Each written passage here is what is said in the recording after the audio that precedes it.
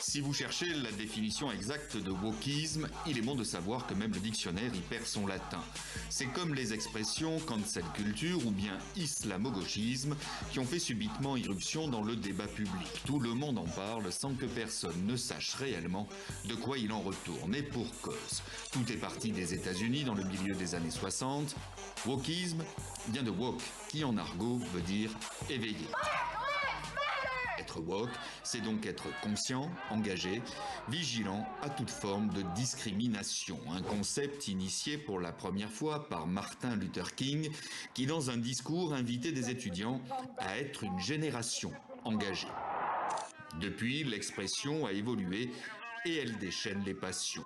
Ses partisans entendent dénoncer toute forme de discrimination sociale, celle qui vise les femmes, les personnes LGBT, les immigrés. Le terme est également utilisé auprès des militants pour le climat. C'est dire si l'expression est devenue fourre-tout avant d'être récupérée par ses détracteurs, non sans une certaine moquerie, pour désigner les idées défendues par la gauche radicale. C'est ce que l'on appelait avant le gauchisme.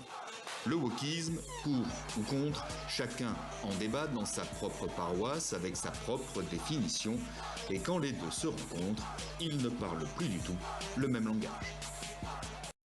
Aujourd'hui, on en est réduit à voir de partout des illuminés qui prônent la tolérance alors qu'ils veulent imposer leurs idées par la force. Ces brebis galeuses avec leur look sorti tout droit d'un film d'horreur, sont la déchéance de l'humanité. Agissons avant qu'il ne soit trop tard.